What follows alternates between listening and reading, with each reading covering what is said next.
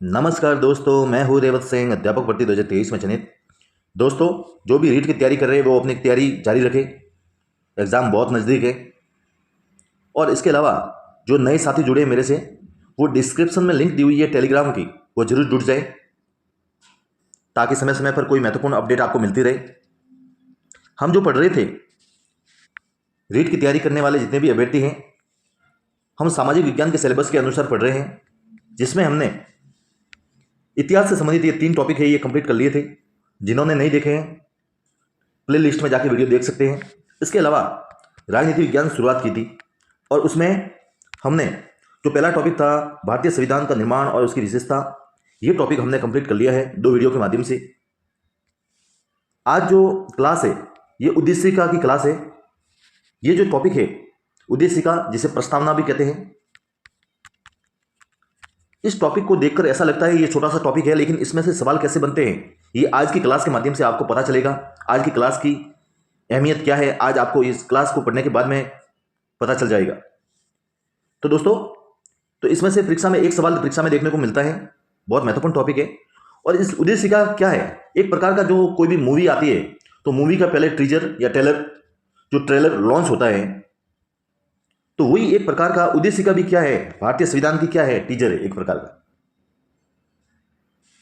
तो इसमें क्या महत्वपूर्ण है बिंदु, कब इसे अपनाया गया, कौन से ऐसे तथ्य हैं, इनके बारे में देखेंगे। तो शुरुआत करते हैं। उद्देशिका जो भारत के संविधान का महत्वपूर्ण है और टू द पॉइंट एनसीईआरटी के अकॉर्डिंग है। देखिए, उद्देशिका जिसे क्या कहते हैं, प्रस्तावना, कंफ्यूज नहीं होना, ये दोनों नाम ही एक ही है। उद्देशिका भी कहते हैं, प्रस्तावना भी कहते हैं। सर्वप्रथम पंडित नेहरू ने 13 दिसंबर 1946 को उद्देश्य प्रस्ताव संविधान सभा के सामने रखा। बहुत महत्वपूर्ण है, इससे भी सवाल बन जाता है। पिछली बार बना था कि संविधान सभा के सामने सर्वप्रथम उद्देशिका का प्रस्ताव किसने रखा? पंडित नेहरू ने रखा। और कब रखा था? 13 दिसंबर 1946 को रखा था। फिर 22 जनवरी 1947 को स्वीकार किया गया। बहुत महत्वपूर्ण है, ये डेट आपको याद होनी चाहिए, बहुत महत्वपूर्ण है।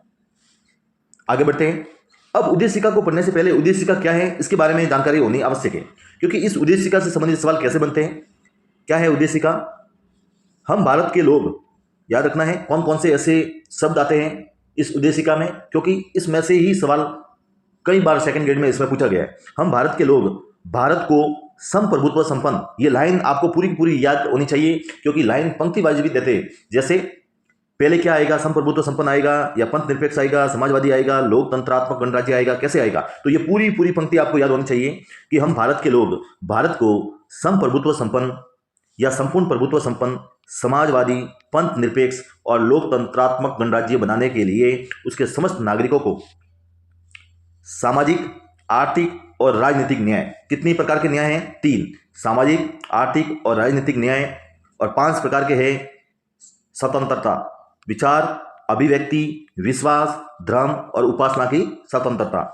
इसके अलावा प्रतिष्ठा और अवसर की क्या है? समानता। यानी समानता कितने प्रकार की बताइए? 2, स्वतंत्रता 5 और न्याय 3। अब देखिए आगे बढ़ते हैं। तथा उन सब में प्रतिष्ठा और अवसर की समता प्राप्त करने के लिए तथा उन सब में व्यक्ति की गरिमा और राष्ट्र की एकता और अखंडता सुनिश्चित करने वाली बंधुता बढ़ाने के लिए दृढ़ संकल्प होकर अपनी इस संविधान सभा में आज तारीख कितनी थी? 26 नवंबर 1949 ईस्वी और मार्क्सिस शुक्ल सप्तमी संवत 2006 विक्रमी को यथार्थ द्वारा इस संविधान को अंगीकृत, अधिनियमित और आत्मार्पित करते हैं। तो इसमें जो सवाल पहला बनने लायक है ये है इस पंक्ति का, कि ये पंक्ति किस क्रम में होनी चाहिए। तो पहले आता है संपूर्ण प्रभुत्व संपन्न, उसके बाद में समाजवादी, उसके बाद में पंथ निरपेक्ष और लोकतंत्रात्मक गणराज्य। ये पंक्ति आपको याद होनी चाहिए, ये क्रम भी यही होना चाहिए। आगे बढ़ते हैं।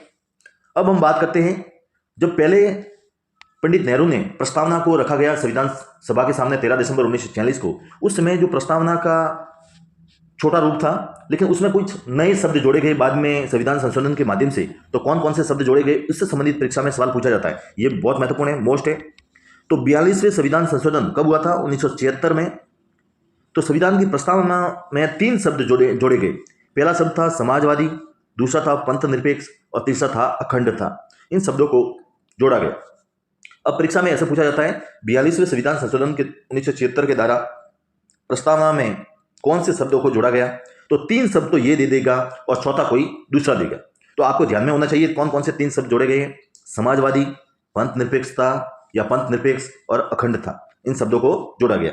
इसके अलावा प्रस्तावना में 3 प्रकार के न्याय की बात होती है। एक न्याय है सामाजिक न्याय, दूसरा न्याय है आर्थिक न्याय और तीसरा न्याय है राजनीतिक न्याय। इन तत्वों को 1917 की रूसी क्रांति से लिया गया है। यानी ये न्याय के 3 रूप है, सामाजिक, आर्थिक और राजनीतिक। इन रूपों को या इन तत्वों को कहां से लिया गया है, ये रूस की क्रांति से लिया गया है। एक प्रकार से ये हम समझ सकते हैं कि रूस के संविधान से ये 3 प्रकार के न्याय की बात ली गई है। आगे देखते हैं। अब इस प्रस्तावना को अलग अलग विद्वानों ने क्या कहा है ये भी देख लीजिए। सर अल्लादी कृष्ण स्वामी अय्यर जो संविधान सभा के सदस्य थे, इनके अनुसार संविधान की प्रस्तावना हमारे दीर्घकालिक सपनों का विचार है। ये कॉटेज कभी पूछ लेते हैं कि संविधान की प्रस्तावना हमारे दीर्घकालिक सपनों का विचार है, किसने कहा था? ये कहा था संविधान सभा के सदस्य थे दक्षिण भारत के सर अल्लादी कृष्ण स्वामी अय्यर। इसके अलावा एक न्यायमूर्ति जो सुप्रीम कोर्ट के जज थे हिदायतुल्ला, इन्होंने गोलकनाथ बनाम पंजाब राज्य प्रकरण में प्रस्तावना को क्या कहा? प्रस्तावना को कहा कि संविधान की मूल आत्मा है। क्या बोला? संविधान की मूल आत्मा। परीक्षा में ऐसे भी पूछा जा सकता है कि संविधान की मूल आत्मा किसे कहते हैं? मौलिक अधिकार को कहते हैं, प्रस्तावना को कहते हैं, नीति निर्देशक तत्वों को कहते हैं या सर्वोच्च न्यायालय को कहते हैं। इस प्रकार से भी पूछा जा सकता है। और ऐसे भी पूछ सकता है कोटेज देके कि संविधान की मूल आत्मा किसने कहा था प्रस्तावना को? तो न्यायमूर्ति हिदायतुल्ला। कि ये दोनों याद होने चाहिए। इसके अलावा कुछ महत्वपूर्ण है। के.एम. मुंशी थे। के.एम. मुंशी के अनुसार उद्देशिका को राजनीतिक जन्मपत्री की संज्ञा दी। यानी उद्देशिका को या प्रस्तावना को, उद्देशिका और प्रस्तावना एक ही बात है, राजनीतिक जन्मपत्री की संज्ञा किसने दी? के.एम. मुंशी ने दी। इसके अलावा प्रस्तावना को क्या कहते हैं? प्रस्तावना को संविधान की कुंजी भी कहते हैं। क्या कहते हैं? संविधान की कुंजी। संविधान की चाबी क्या है? प्रस्तावना है। क्योंकि इस प्रस्तावना को देखने के माध्यम से हमें पता चल जाता है कि इस संविधान में क्या है।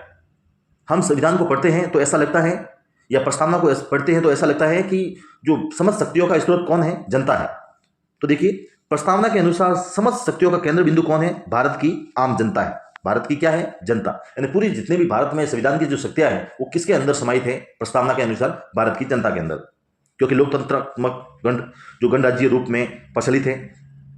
अब देखेंगे, ये हमने तो पढ़ा। इसके अलावा कुछ महत्वपूर्ण प्रश्न बनते हैं, वो कैसे बनते हैं इसके बारे में बात की गई है। प्रस्तावना में 3 प्रकार के न्याय की बात की गई है। अब परीक्षा में ऐसे पूछा जा सकता है कि प्रस्तावना में कितने प्रकार के न्याय की बात की गई है?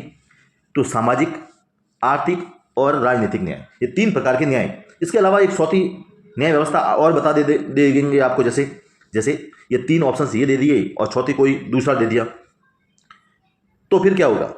तो आपको ये ध्यान होना चाहिए कि प्रस्तावना में 3 प्रकार के न्याय की बात की गई है। पहला न्याय है सामाजिक न्याय, दूसरा न्याय है आर्थिक न्याय और तीसरा न्याय है राजनीतिक न्याय। तो ये तीनों के तीनों आपको याद होने चाहिए। फिर 5 प्रकार के स्वतंत्रता की बात की गई है। ये 500 के 500 आपको नाम याद होने चाहिए। कौन कौन सी स्वतंत्रता की प्रस्तावना में बात की गई है? पहली है विचार की स्वतंत्रता, दूसरी है अभिव्यक्ति की, तीसरी है विश्वास की और चौथी है धर्म की और 5वीं है उपासना की स्वतंत्रता। ये 500 आपको याद होने चाहिए। इसके अलावा प्रस्तावना में 2 प्रकार की समानता की बात की गई है। कौन कौन सी समानता की बात की गई है? प्रतिष्ठा और अवसर की समानता। ये 3 अंदर से प्रश्न बन सकते हैं। इसके अलावा जो महत्वपूर्ण विवाद हुए थे, इस प्रस्तावना को लेकर विवाद उत्पन्न हुए थे कि कोई कहता है कि ये प्रस्तावना संविधान का हिस्सा नहीं है, कोई कहता है संविधान का हिस्सा है, कोई कहता है इसमें परिवर्तन कर सकते हैं, कोई कहता है इसमें नहीं कर सकते। तो इन विवाद से संबंधित कई बार परीक्षा में सवाल पूछा जाता है। मैंने सोचा ये इग्नोर नहीं कर सकते, क्योंकि ये ही पिछली बार शायद आप देख सकते हैं 2012, 13 या 16 का कोई पेपर है रीट का, इसमें इन विवाद से संबंधित सवाल पूछा गया है। इसलिए ये विवाद जो महत्वपूर्ण विवाद है, इन विवादों का ध्यान में होना आवश्यक है। पहला विवाद था यूनियन ऑफ इंडिया बनाम मदन गोपाल 1957 वाला विवाद। इसमें यह कहा गया कि जो प्रस्तावना है, प्रस्तावना को न्यायालय में परिवर्तित नहीं किया जा सकता। इस विवाद में यह बोला गया कि प्रस्तावना में किसी भी प्रकार का परिवर्तन न्यायालय नहीं कर सकता। तो ये मोटे तौर पर यही आपको याद रखना है। ये विवाद कब हुआ था? 1957 में हुआ था, गोपाल विवाद था, और ये न्यायालय में परिवर्तन नहीं किया जा सकता, इसकी खास मुख्य विशेषता थी। दूसरा विवाद हुआ था उसके जस्ट 3 साल बाद में, ये हुआ था बेरूबारी मामला 1960। इसमें यह कहा गया कि ये मार्गदर्शक सिद्धांत के रूप में है, यानी कोई संविधान में अगर आपको कंफ्यूज है, संविधान की भाषा को समझने में आपको कठिनाइयां आ रही है, तो आप प्रस्तावना का सहारा ले सकते हैं। ये इसमें कहा गया कि मार्गदर्शक सिद्धांत के रूप में ले सकते हैं, पर यह संविधान का भाग नहीं। इन दो विवाद में, पहले इन दो विवाद में इसको संविधान का भाग नहीं माना गया। फिर इसके बाद में तीसरा विवाद था गोलकनाथ मामला 1967। प्रस्तावना संविधान निर्माताओं के मन की कुंजी है। इस विवाद में यह कहा गया कि प्रस्तावना संविधान निर्माताओं के मन की कुंजी है। जहां भाषा आपको संदिग्ध लगे, संविधान में ऐसी कोई भाषा जो आपको संदिग्ध लगे, तो इसका सहारा ले सकते हैं। यह कब विवाद हुआ था? 1967 में। अब तक भी इसे संविधान का हिस्सा नहीं माना था, लेकिन सबसे महत्वपूर्ण विवाद हुआ था केशवानंद भारतीवाद 1973। इस विवाद में या इस विवाद के बाद में प्रस्तावना को संविधान का अभिन्न अंग माना गया। यानी प्रस्तावना संविधान का अभिन्न अंग है। संसद प्रस्तावना के मूल ढांचे में परिवर्तन नहीं कर सकती। ये इन्होंने कहा कि जो प्रस्तावना है, इसमें आप जो मूल ढांचा है, इसमें आप परिवर्तन नहीं कर सकते। कोई नए तथ्य ऐड कर सकते हो जो संविधान के ये फायदेमंद हो, नुकसान पहुंचाने लायक ऐसे कोई तथ्य ऐड नहीं कर सकते। ये संविधान का क्या है? अभिन्न अंग है। किस विवाद में कहा था प्रस्तावना को संविधान का अभिन्न अंग? कौन से विवाद में कहा? केशवानंद भारतीवाद 1973। ये था दोस्तों एक छोटा सा वीडियो। इस क्लास के माध्यम से आपको गागर में सागर भरने का काम किया है। अगर पूरे ध्यान लगाकर इस क्लास को पढ़ते हो तो मैं समझता हूं प्रस्तावना से संबंधित एक सवाल आएगा, वो इसी में से आएगा। एक बार नहीं, दो बार नहीं, 3 बार देखिए, लेकिन अच्छे से लिखिए आपने नोट्स के रूप में। तो कैसा लगा? अगर क्लास अच्छी लगी हो तो लाइक जरूर करें, शेयर करें, सब्सक्राइब करें चैनल को। मिलते हैं इससे आगे वाली क्लास पर बहुत जल्द। तब तक के लिए जय हिंद।